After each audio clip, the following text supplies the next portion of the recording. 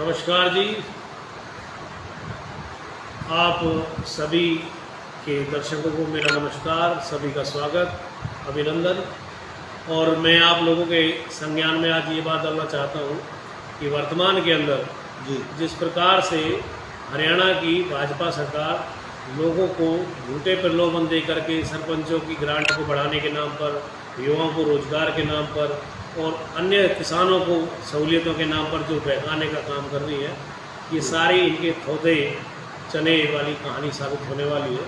क्योंकि पिछले 10 वर्षों के अंदर जिस प्रकार का कुशासन का राज हरियाणा के अंदर रहा है, उस सबको हरियाणा के लोग भूले नहीं हैं। और लोग इस बात पर बड़ा ताज्जुब करते हैं कि ऐसा क्या हुआ कि पिछले 10 दिन के अंदर तो हर जगह नौकरियों की देने की बात करती है कांग्रेस भाजपा की सरकार, लेकिन पिछले 9 साल और 10 महीने में इन पर एक रोजगार नहीं दिया गया।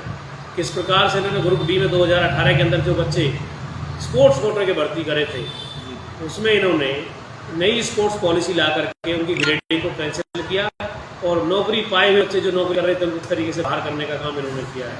किस प्रकार से पुरानी सरकार के द्वारा लगाए हुए पीटीआईज को, अध्यापकों को, पुलिसकर्मियों को किस प्रकार से इन्होंने नौकरी से बाहर निकाला, उनके परिवार के रोजगार को छीनने का काम किया है, ये हरियाणा के लोग भूले नहीं हैं।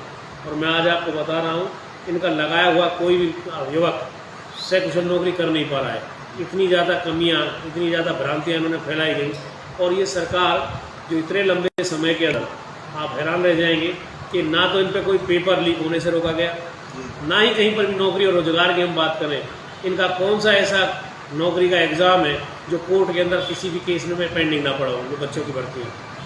केवल इन्होंने एक भर्ती जरूर की, वही 2024 के अंदर HCS के एग्ज़ाम, HCS अधिकारियों के फॉर्म भी निकले, उनके एग्ज़ाम भी हुए, उनके इंटरव्यू हुए, उनके मेडिकल भी हुए, और वो लोगों को केवल 4 महीने के अंदर नौकरी भर्तियाँ दे दी। ऐसा क्या कारण रहा कि वो चुनिंदा जो HCS के अधिकारी थे वो तो इन्होंने भर्ती कर दिए थे जल्दी से, लेकिन आम जो नौकरियाँ होती हैं, चाहे वो क्लास 4 की हो, 3rd की हो, 2nd की हो, उनको ये नहीं कर पाए। मैं जहाँ तक समझता हूँ ये इनका केवल लोगों को बरगलाने का और धोखा देने का काम है। जनता इसको सोच सकी और इस तरीके के लोगों ने नहीं आने वाले। जैसा कि आपने कहा कि 9 साल में कुछ भी नहीं किया, लेकिन भाजपा कई बसों के पीछे जो रोडवेज की बसें उनके पीछे लगा था 9 साल बेमिसाल। हाँ, बिल्कुल ठीक कह रहे हैं। 9 साल बेमिसाल। इनके अनुसार इन्होंने बड़ा बेमिसाल काम किया है। हरियाणा को 3 बार जलाने का काम किया है, हरियाणा के युवाओं को 9 साल तक छलने का काम किया है, किसानों को इन्होंने जान से मारने का, उनका शोषण करने का काम किया है। इस देश के लिए सम्मान लेकर, गौरव लेकर के आने वाली हमारी बेटियां, ओलंपिक की मेडलिस्ट बच्चियों को रोंदने का काम इन्होंने किया है। जो लोग जवान का, किसान का और पहलवान का, जो हरियाणा के अंदर इन 3 चीज़ों पर बड़ा जोर है। हमारे हरियाणा के अंदर हर दूसरे घर में एक सिपाही और सैनिक मिलता था। हरियाणा के हर घर के अंदर पहलवानी के लिए बच्चे तैयार होते थे और हरियाणा का परिवार किसान पृष्ठभूमि से आता है। जब तीनों के इन्होंने किसी प्रकार का कोई सम्मान नहीं किया, तो आज ये 9 साल बेमिसाल अपने हिसाब से कहेंगे कि ये जनता, ये सरकार जो है किसान विरोधी है, जवान विरोधी है और नौजवान विरोधी है। रविंद्र जी, कुछ समय पहले अभी यहाँ पर हरियाणा से उपाध्यक्ष हैं डाडा जी आए थे, तो क्या रूपरेखा है फिलहाल? देखिए, मैं आपको बताऊँ, समय समय पर हमारी पार्टी के जो जितने भी वरिष्ठ नेता हैं, वो सभी लोकसभा क्षेत्रों, विधानसभा क्षेत्रों के अंदर रहते हैं, कार्यकर्ताओं को समर्थन देंगे।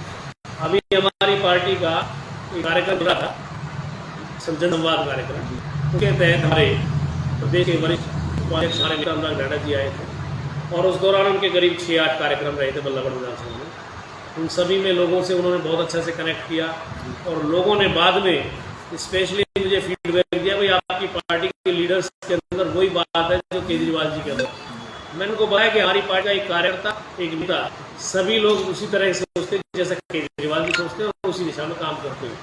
हमारी एक ही रणनीति है, एक ही राजनीति है, किस तरीके गरीब के बच्चों को पढ़ाया जाए, कैसे कमजोर के बच्चों को मजबूत किया जाए, कमजोर समाज के अंदर पिछड़ा हुआ जो तबका है उसको कैसे मुख्य धारा में आगे लाने का हमारे काम किया जा सकता है। इस दिशा में हम लोग सोचते हैं और उस दिशा में काम करते हैं। आने वाले समय में विधानसभा चुनाव है, तो क्या रूपरेखा रहेगी?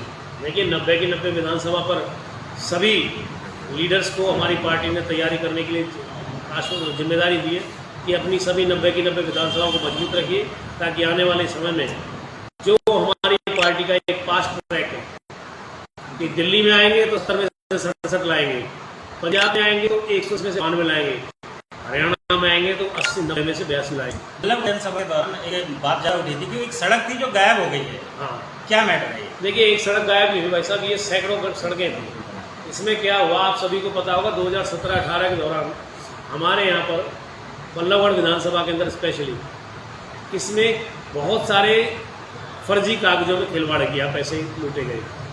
उसमें जिस क्षेत्र में उस दिन वो सभा थी वो सड़क भी उसी के अंदर आती थी। उस सड़क को ठेकेदार ने 1 करोड़ नहीं लगाई, लेकिन सरकार ने उस सारे बिल को और एस्टीमेट को पास करके वो पेमेंट उसके खाते में डाल दी। और वो पैसों पर अय्यारी करने वाले कौन लोग थे जानता है। लेकिन आज तक उस मामले में जांच कहीं भी आगे नहीं बढ़ी है।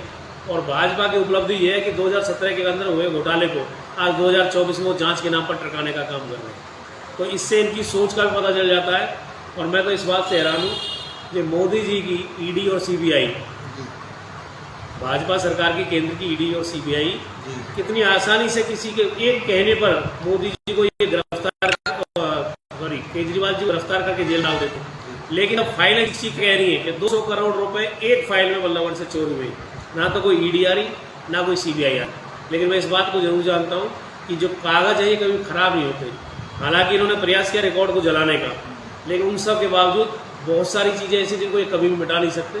आने वाले समय में उन सब की जांच होगी और सब दोषी लोगों को अंदर किया जाएगा। जैसा कि आपने बताया कि 90 की 90 विधान सीटों पर तैयारी करने का पार्टी ने आदेश दिया है, निर्देश दिया है, तो कहीं ऐसा तो नहीं कि लोकसभा की तरह विधानसभा में भी गठबंधन हो? देखिए ये काम जो ये बात है ये तय करने का अधिकार हमारे सर्वोच्च लीडरशिप। बल्लभगढ़ विधानसभा क्षेत्र से यदि आपको टिकट मिलती है जी, तो किन मुद्दों को लेकर आप जनता के बीच उतरेंगे? देखिए हमारा बल्लभगढ़ इस वक्त इस प्रदेश के अंदर या कहीं इतिहास के अंदर सबसे बुरी हालत है। यहाँ पर केंद्र के मंत्री, हरियाणा के कैबिनेट मंत्री हैं और पिछली योजना में मंत्री रहे अच्छे, इस बार भी है। लेकिन मैं जहाँ तक समझता हूँ इस बल्लभगढ़ को कूड़े से निजात दिलाने के बजाय उन्होंने कूड़े का मैदान बना दिया। पूरा बल्लभगढ़ इतना गंदा कभी भी नहीं हुआ जैसा इनके समय में हुआ। हालांकि हमारे मंत्री जी दावा करते थे मैं बल्लभगढ़ को पेरिस बनाऊंगा, लेकिन मुझे लगता नहीं है कि शायद उन्होंने पेरिस देखा है। अगर वो पेरिस देखते तो ऐसा बल्लभगढ़ तो वो कभी नहीं बनाते। उन्हें किसी ने शायद बता दिया कि पेरिस उसे बोलते हैं जहाँ चारों तरफ कूड़ा होता है, इसीलिए शायद बल्लभगढ़ को उन्होंने कूड़े का ढेर बनाने का कोशिश करी। लेकिन आने वाले समय में इन चीज़ों का जवाब जनता देगी। दूसरा, हम बात करें पीने के पानी की, वो कहते हैं हमने घर घर पीने का पानी पहुंचा दिया। एक भी घर में पूरे बल्लभगढ़ के अंदर पीने का पानी नहीं आता। मैं आप सबके सामने ऑन रिकॉर्ड बोल रहा हूँ। हर घर को पानी खरीद करके पीने के लिए मजबूर होना पड़ रहा है।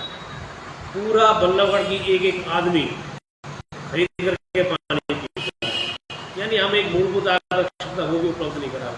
बिजली 24 घंटे नहीं आती है, बहुत दिक्कत होती है और बहुत ज़्यादा महंगी है। लोगों की जेब पर, उसकी रसोई पर इससे बड़ा टाका पड़ेगा। इसके बाद हम बात करें सीवर की, पूरे बल्लभगढ़ में ऐसी कौन सी गली है जहाँ सीवर ओवरफ्लो नहीं है?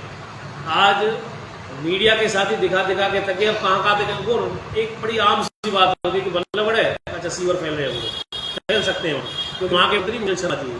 तो जहाँ मंत्री जी का राज होगा वहाँ कूड़ा कबाड़ा तो होना ही। तो लोगों के बीच में ऐसी सोच उभर गई। जनता क्यों वोट दे आपको?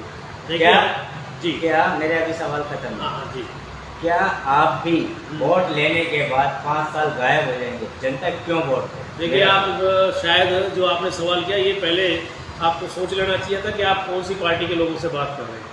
आम आदमी पार्टी का कोई भी लीडर, चाहे वो दिल्ली के अंदर हो या पंजाब के अंदर हो, आप लोग देख सकते हैं किस प्रकार से जनता की चिंता में लगे रहते हैं। और वही काम पिछले 5 साल के अंदर उन्होंने वहाँ किया है। दिल्ली के अंदर आज हमें लगभग 10 साल होने को है हमारी सरकार को, पंजाब के अंदर 2.5 साल हो चुके हैं। और कुछ लोगों को वहम था पंजाब के अंदर लोकसभा चुनाव के परिणाम के बाद कि आम आदमी पार्टी के प्रति लोगों में मोहभंग हो गया। लेकिन आपको विशेष तौर पे बताना चाहता हूं मैं, पंजाब की एक जालंधर सीट पर विधानसभा का उपचुनाव हुआ जिसमें हमारी पार्टी का कैंडिडेट टोटल वोट पोलिंग का 60% वोट लेने में सफल रहा है और 40% बाकी में 14 पार्टियों के उम्मीदवार थे। कांग्रेस, बीजेपी, अकाली दल और बसपा, बहुत सारी पार्टियां।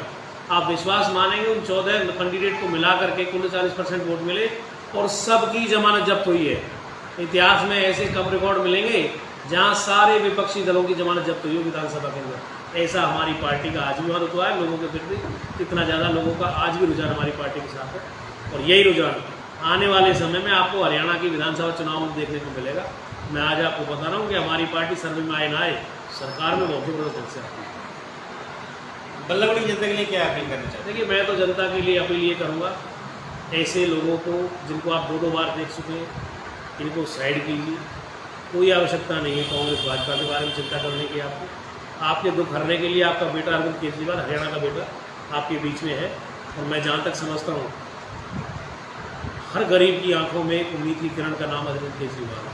उन्हें लगता है कि उनके बेटे को यदि सही मायने में रोजगार दिलाएगा, शिक्षा दिलाएगा, या स्वास्थ्य की कोई समस्या है तो उनका बड़ा बेटा अरविंद केजरीवाल उनके लिए काम कर रहा है। उनकी सारी चिंताओं को करने के लिए उनका बड़ा बेटा है केजरीवाल, तो उनकी सारी समस्याओं को मिटाने का काम करेगा और उसी दिशा में हमारी पार्टी भी काम कर रही है। हम इस देश के अंदर, इस हरियाणा के अंदर हर परिवार के साथ इस तरीके से हैं जैसे उनके परिवार के सदस्य हों।